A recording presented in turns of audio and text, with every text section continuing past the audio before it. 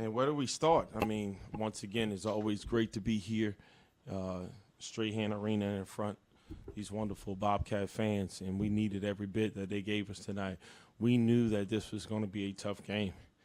I mean, if you can remember over the last, I don't know, 10 years or so that we've been battling against this team, no wins have come easy.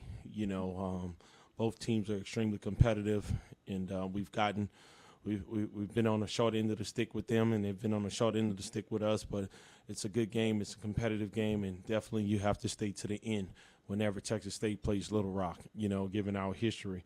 But I want to just give a shout-out to my guys because, I mean, they have been burning the midnight oil. I mean, it has been an absolute grind in November.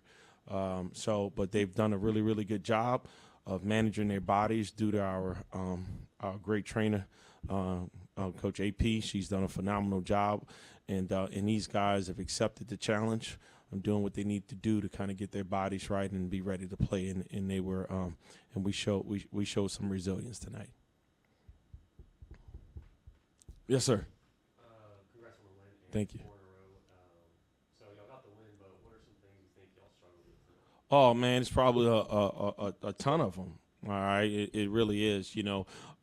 When you're dealing with a group like that talented with that kind of front line, you're going to struggle with some things. Mainly being able to see clear passes, and what you're dealing with guys with 6'7" wingspans, 6'8", 7'2" wingspans. So we gotta be a little bit more disciplined, fundamentally sound. We can stand to kind of defend without fouling a little bit. But those are things that we'll talk about a little bit more tomorrow. But today we're going to enjoy this win because I thought that we did what we needed to do in the early parts of the second half to take control of the game, and I'm proud of my guys for that. Yeah, what do you guys think you did best tonight? Yeah, I mean, obviously, you look at it. I thought that we held serve. I thought it was a bend break moment, bend but don't break moment. They came back, they got into the game. We didn't panic.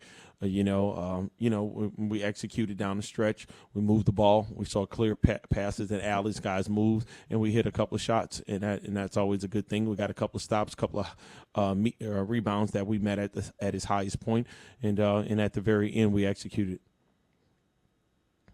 With 4 non-conference games remaining, how do you feel about the state of the team overall as we get closer to conference play and possibly maybe exceeding expectations this year? Yeah, I don't know what anybody's expectations was outside of ours. I think that we knew that we could possibly have a good team if we were able to stay healthy and stay together. Obviously we see where the standings were at, and we're fine with that. The 2 times where we won the league, I don't know, you have to ask Phil, but one time we were picked last and another time we were probably picked second to last. I don't know. So we don't really get caught up in that. What we believe is we believe in our work. We believe in our culture, and we believe in our ability to get better. So those are the things that we believe in, and I feel no different than I would feel if we were undefeated. That we still got some things that we need to improve on, but that we've done a good job thus far to get to where we're at. Coach, Little Rock had 5 blocks and 10 steals, most of them coming early in the game.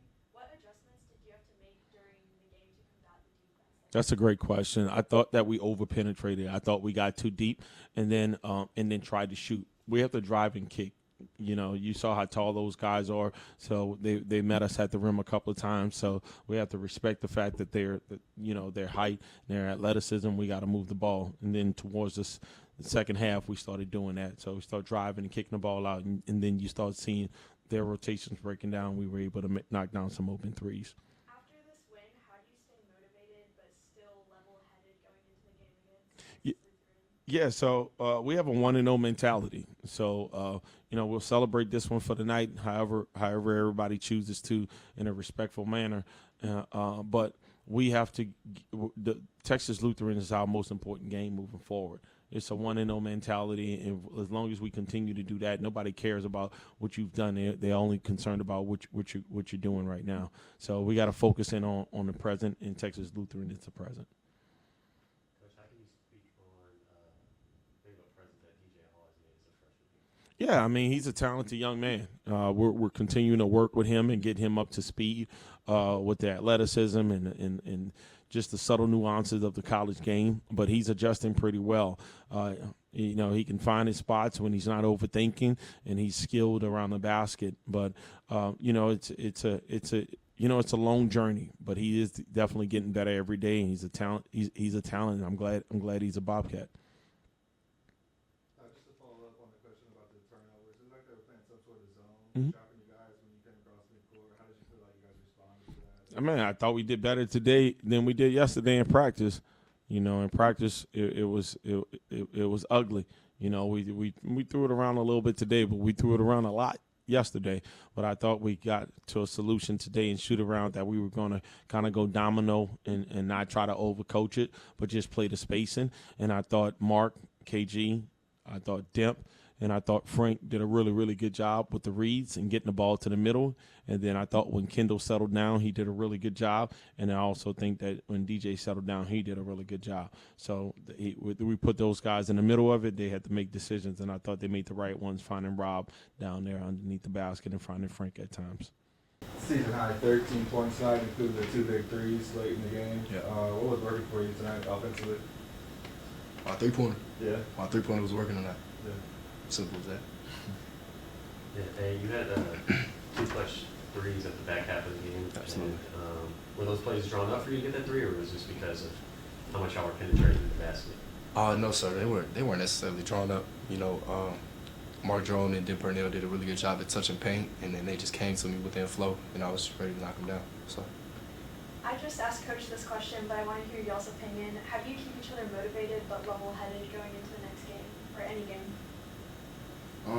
I feel like we just know, we can't stay stuck in the past. So after we get done one game, we just got to prepare for the next one. So, we just know that whatever is up in front of us, that's what's on our mind. And we can never get too high, never get too low, because any day the team could be beat. So,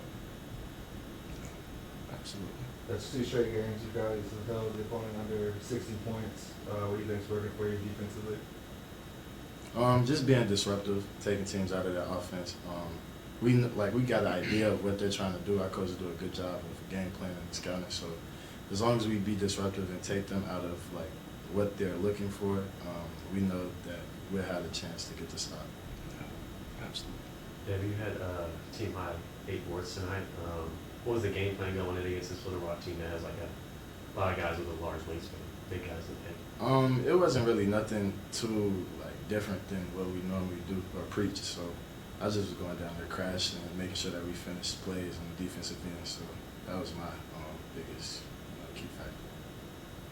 Y'all were top scorers tonight. What's the mentality during the final moments, keeping the speed up? What does that look like for y'all? Can you repeat the question? I'm sorry.